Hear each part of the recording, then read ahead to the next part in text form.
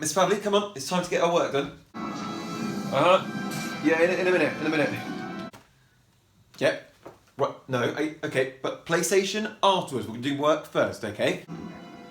Right, so we're going to look at the picture and we're going to write about it. So what can you see in the picture? Alright, fine. Spider-Man.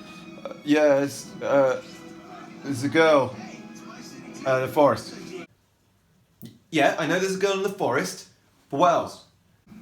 Yeah, there's a girl in a tree, and she in the forest, and now, yeah, okay. Sound familiar? It's been really nice to hear from everybody and to speak to everybody on the phone. It sounds like you're all doing some really fantastic things at home with learning, so keep it going. I thought this week we could make a bit of a video looking at that writing process. Now that we started getting used to homeschooling and thinking about that process of writing from home, it's really important that we consider how we're talking about things and how we're creating things together. So this is kind of for the parents as well as for the kids. Okay, so day one. Today is about getting all the information you can from that picture.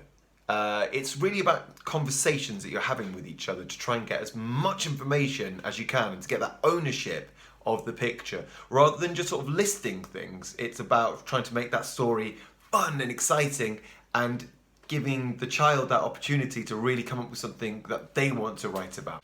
So the first thing you want to do is look at the picture and try and get a dialogue together. Anytime you get an interesting word or an idea, you can really latch onto that and think, wow, that's fantastic. And you can sort of write that down on your sheet. Now you might have a whiteboard, big piece of paper, chalkboard, something, anything that you can have up for the week to keep your ideas on. So anytime something interesting has popped up, or a good word or something that you really want to put in a story, get that down there. So for example, there might have been a good adjective that you use, a good describing word, or something that you think would make a really interesting part of the story. So when I first look at this picture, my first thoughts are of these sort of like almost mysterious forest. And if I heard that word, I'd think, ooh, that's an exciting word. So it might be that there's some words that you're not sure how to spell just yet, and that's absolutely fine to add those to the boards. If you can try and sound out that word, that's absolutely brilliant. So you might want to say there was some bright lights. Try and sound out. Bright. As you sound it out, then you can write it down. Really good way to develop those spelling. If you find that they're struggling a little bit to come up with some interesting ideas and you've used those questions that I've written down, you can try and sort of probe that idea a bit more. The great one to always use is why. Why is that happening? Why is the child walk through that door? Why are there lights there? Why? It's a really good way to get that deeper understanding rather than just sort of one-worded answer. If they're really struggling to come up with answers, you can help them by giving them a bit of a tiered approach to the thinking. So you could do I see, I think, and I wonder. I see some lights. I think somebody must have put them up there. I wonder who's done that. So tip number 2, partner talk. We really want to make sure that we're developing those listening skills by actually thinking about how we're listening, how we're engaging in a conversation. So to help me out again today is Pirate Pete. So Pirate Pete and me are going to show you an example of somebody talking. And I want you to think about, is this a good or a bad example? So, there was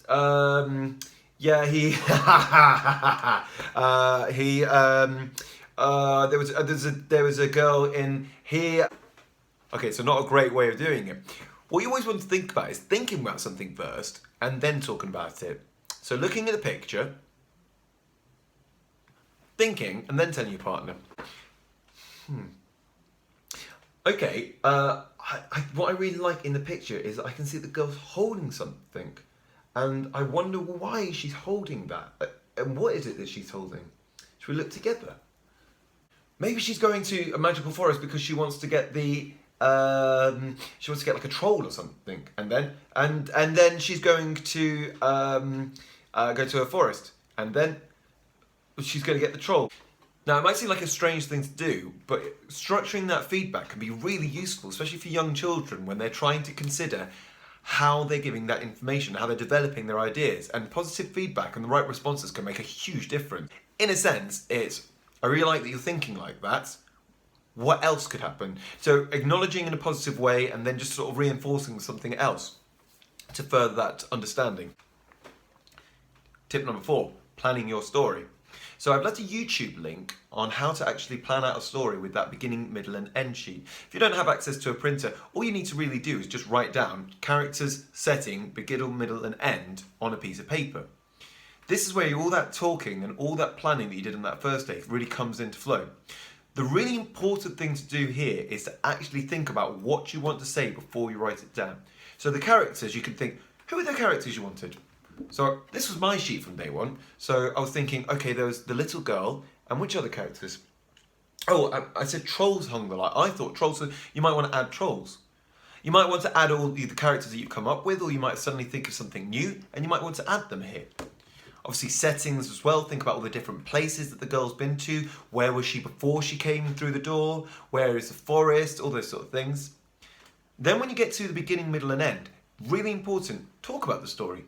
Think about the story and make sure it actually makes sense. This is where it gets really easy to go, then they went to a forest, and then there was a gumdrop, and then they went to come up with so many different ideas, which is fantastic, but we can get a little bit lost. So it's really good to sort of consolidate, bring all those ideas together, and make the story make sense. Think about it, talk about it, and then write it down. It doesn't matter who writes it down at this point in that beginning, middle, and end box, as long as it's easy and it makes sense and it's good for the child to be able to access that, okay? So, make it clear, you don't need to write the entire story there, it's just there for notes so you can sort of keep referring back to it. Okay, and last but not least, the actual writing. So tips for writing. So when you come to writing the story, it's really important these last few days that you've got to know the story, you've got to know the words that you wanted to use, you've maybe practiced a bit of the spelling, and then it's simply a case of just taking it at a time. Some children might want to just run through the whole story, some children might want to do a couple of sentences at a time. It's really up to you, to both of you, to consider the best ways to do this. My main tips would be in writing though, is to think about the sentence that you want to write and then write it down.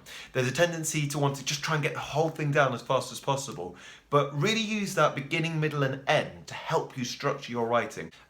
So the first thing you want to think about is that very first sentence, what's happening. One day, a girl saw a magic red door in her room. Full stop. It's really important that that sentence is written down exactly as you've said it. So it's a case of maybe saying the sentence a few times. Full stop. Really punch that full stop out. Then you will write that sentence down all the way to the full stop. One day, a girl found a magic red door in her room. Full stop. As you're writing it, try and make sure that you're saying it to yourself all the way to the full stop.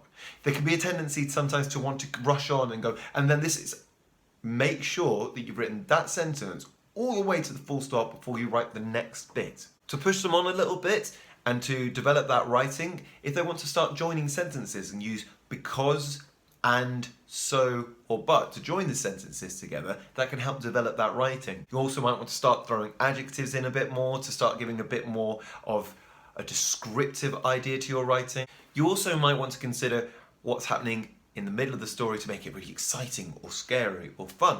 Remember, the important thing is to try and consider how you're structuring that writing from the beginning, the middle and end. It doesn't need to be masses of writing, it just needs to have that flow to it. So consider all the different bits and keep checking it. Have you covered this bit? Have you covered that bit? Have you made sure that you're writing about this bit before you go on to the next bit? I hope that's helped. If you have any questions, send me an email, write me a message on Class Dojo, or write something in the comments down here and I'll get back to you as soon as I can. The more that we get invested into this picture and the idea of a story, the more likely we are that we're going to want to write about it. Miss you loads and I can't wait to read these stories. See you later.